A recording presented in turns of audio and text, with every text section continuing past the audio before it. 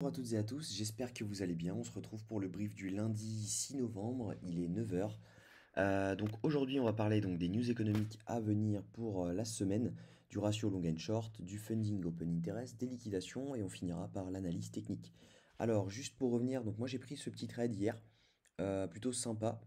Tac, c'était donc je suis rentré à 505, donc à peu près par là. Voilà. En fait, j'avais remarqué tout simplement cette petite traîne, ce canal haussier, et je me suis dit, bon, on a fait deux touches, pourquoi pas en faire une troisième. On avait également celle-ci, donc qui avait été break, etc. Mais bon, c'est rejoigné un peu la trend. On avait un order block ici, donc je me suis dit, bon, bah pourquoi pas le tenter, avec un SL juste dessous. Et puis au final, ça a profité, ça a fait un RR de 5. Donc plutôt intéressant. J'ai sorti 75% ici, donc quand on a tapé juste au-dessus là, le VG ici, étant donné que ceux-là on les avait déjà pris, donc c'était celui-là en gros ensuite, mais je me suis dit bon bah autant TP 75%, donc maintenant je suis BE, et puis je vais laisser tourner, voir la suite. On verra en fonction de l'analyse du jour. Alors, donc pour les news économiques de la journée, donc on n'aura pas grand-chose. Demain, décision RBS sur les taux d'intérêt en Australie, pardon. Donc cette semaine, on va avoir l'inflation allemande. On a Powell qui parle mercredi, sûrement pour nous donner un peu d'infos sur l'inflation. Jeudi, inscription au chômage, Lagarde, discours de Powell encore, et après on aura le PIB anglais. Donc plutôt intéressant, mais peut-être que Powell il parle en prévision de quelque chose la semaine prochaine. Ouais, voilà. Bon, on aura l'inflation américaine la semaine prochaine, donc mardi à 14h30. Donc news assez importante. Donc il va falloir un peu s'accrocher. Ça pourrait soit donner un top de marché, soit refaire partir encore le prix. Donc on va confirmer ça ensemble. De toute façon, les news sont des accélérateurs de mouvement. Alors, au niveau donc, du ratio, on est sur toujours un peu plus de short par rapport à vendredi. Vendredi, il y avait plus de long que de short. Maintenant, c'est l'inverse. Donc, on va voir, hein, mais logiquement, c'est censé pousser le prix à la hausse. On va confirmer ça avec ça. Alors, on voit que l'open interest, lui, il est en baisse. Ok, on a une stagnation de l'open interest, une stagnation du funding. Les gens sont un peu dans l'indécision. Donc ça va pas être forcément une information très importante. On voit par contre que le CVD spot, ben, il suit parfaitement la courbe. Donc c'est plutôt intéressant à voir, étant donné que souvent le CVD spot est en dump quand le prix monte, comme on peut le voir par exemple. Merde, hop, il faut que je recommence. Tac, hop. Donc on peut voir donc le funding, hop. Si je peux prendre un autre exemple. Un autre exemple où le prix tombe, voilà, là le prix tombe sur le CVD spot, alors que sur le prix spot, et ben tout simplement il monte.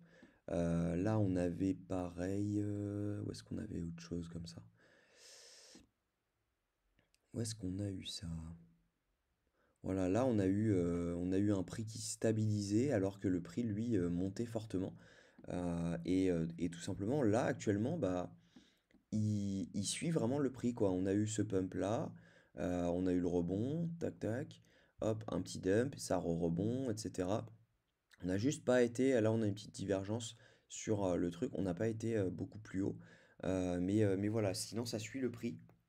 Bon, par contre, on voit que à court terme, hein, depuis le 4 novembre, donc depuis 2 jours, on a clairement hein, le funding qui monte et l'open interest également. Donc on a énormément de liquidation là-dessous. Euh, donc il va falloir aller les chercher à un moment ou à un autre. On ne peut pas monter éternellement. Donc on va simplement savoir jusqu'où on peut monter.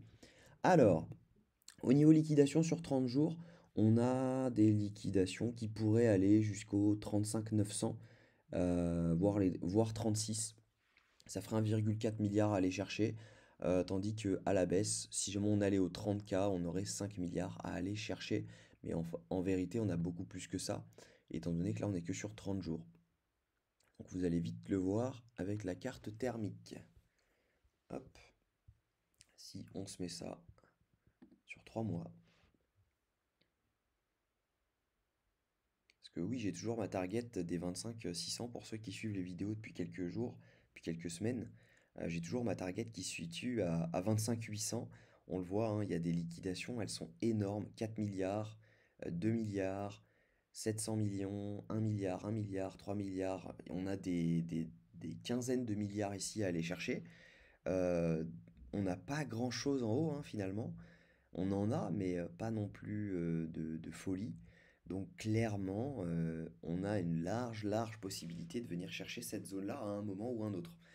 Et quand on ira, ben, croyez-moi que ça va faire mal, parce que ça, quand ça va être pris, bah tout simplement, il y aura pas assez de volume pour fournir tous les stop-loss de tout le monde, donc le prix pourra aller beaucoup plus bas. Et, euh, et c'est ce genre de choses qui fument des comptes. Donc je vous déconseille de chercher à longue le marché quand on va commencer à dump. N'attrapez pas le couteau, parce que tout simplement, vous allez tout simplement fumer votre compte parce qu'il n'y aura pas assez de SL pour fournir tout le monde. Donc hop, si jamais on met un Fibo, hop là, on va mettre un petit Fibo. Voilà. Moi j'ai cette target là en tête parce que de toute façon on a eu notre choche ici.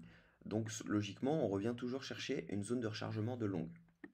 Donc ça c'est intéressant à voir. Tac, en 4 heures. En 4 heures. C'était en 4 heures, voilà. Là, ici, on va avoir un FVG, ok, à venir chercher, qui est vraiment sous les liquidations, là où on voyait cette zone jaune-là. Et bien, tout simplement, elle est ici. Donc, tout simplement, ce serait une zone à venir chercher.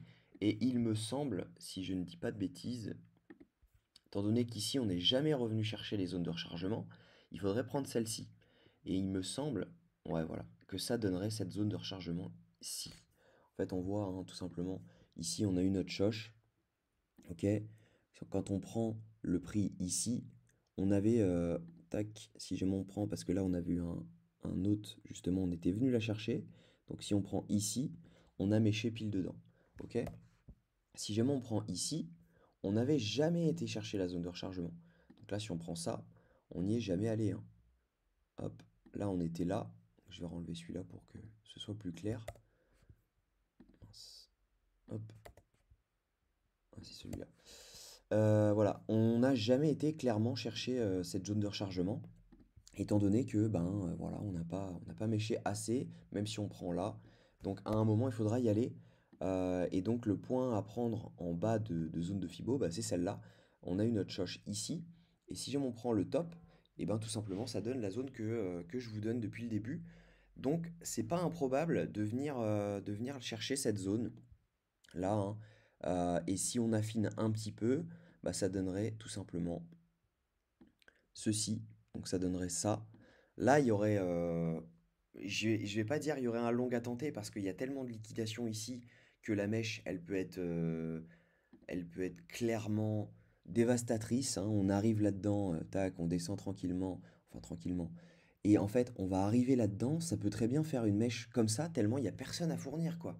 Mais en 10 minutes, le prix il a rebondi et puis hop, on est reparti. Euh, donc ça peut être vraiment un truc de ouf. Moi, je pense que je ne vais pas long en futur. Par contre, je vais placer des ordres en spot un peu partout en dessous pour capter le prix parce que je pense que ce sera la dernière fois qu'on ira. Et c'est large probable que, vu les liquidations qu'il y a ici, eh ben, le prix il descende vraiment fortement en quelques minutes, mais qu'il soit racheté derrière. Ça peut durer même pas 2 minutes. Une énorme mèche, comme on a eu pendant le Covid. On avait eu ça, tac tac. Voilà ça. Ça n'a pas duré très longtemps. Bon, ça avait duré quand même 1 ou 2 jours, je crois. Mais cette mèche-là, ni mine de rien, on était tranquille, hein, on partait on pensait qu'on allait faire un rebond ici, zone de rechargement de longue, etc. Mais finalement, on a refait un dump de 51%. Et derrière, en, hop, entre le 12 et le 16, ça avait déjà repris 48%. Et ensuite, derrière, bon, bah, c'était parti, quoi. 164% entre le 16 mai et le 16 mars. Le 16 mars et le 16 mai. Donc voilà, ça peut aller très vite. Il faut simplement être prêt à voir le prix descendre sans pour autant vendre tout ce qu'on a, parce que tout simplement là, ce sera les... Enfin, vous avez fait le plus dur, vous avez tenu tout le bear market, ce serait con de sortir maintenant sur le coup de la panique. Moi, je pense que ce serait une grosse bêtise, étant donné que 2024 va être assez exceptionnel. Donc voilà. Eh bien écoutez, pour moi, c'est à peu près tout. À court terme, j'ai pas fait le court terme exactement. On a eu donc ce rebond trendline comme je le disais, plus rechercher la liquidité dans cet order block. Pour moi, on a encore un tout petit peu de liquidité à venir chercher dans cette zone là, juste au-dessus. On a eu un choche, on est revenu chercher, on a liquidé. Ici, on n'a pas eu de choche, donc on est toujours en tendance haussière. Tant qu'on ne vient pas clôturer là-dessous, ça sert à rien de chercher à faire du short. On est toujours en tendance haussière. J'ai toujours cette target-ci à venir chercher, donc la zone jaune. Donc c'est ce qui se situe dans le premier arrêt et c'est également un FVG. Tac, si jamais je me mets en daily, hop là. Voilà. Ici, c'est un FVG à venir chercher, donc qui était juste là. Donc voilà, bah, tout simplement, venir chercher les 36 600 à 37 700 pour ensuite entamer la descente.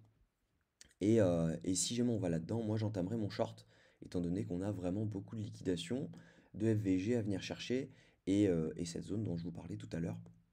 Donc ça serait incroyable qu'on vienne chercher cette zone pour tout simplement tenter ce short directement comme ça. Je crois que c'est un RR de 10. Donc ce serait sympa, même si jamais on rentre ici et qu'on met le SL juste là. Et ben je crois que ça fait à peu près 10. Ouais, on est sur 9,40. Bon voilà, si on veut le RR de 10, 15, faut être un peu plus gourmand. Moi, j'ai pas du tout envie de rater l'entrée, donc je vais mettre un ordre tout simplement à 36 620, 630, quelque chose comme ça, avec mon SL à 37 850. Donc voilà, c'est la fin de ce brief du jour. Je vous souhaite une très bonne journée. On se retrouve demain à la même heure. Et puis prenez soin de vous.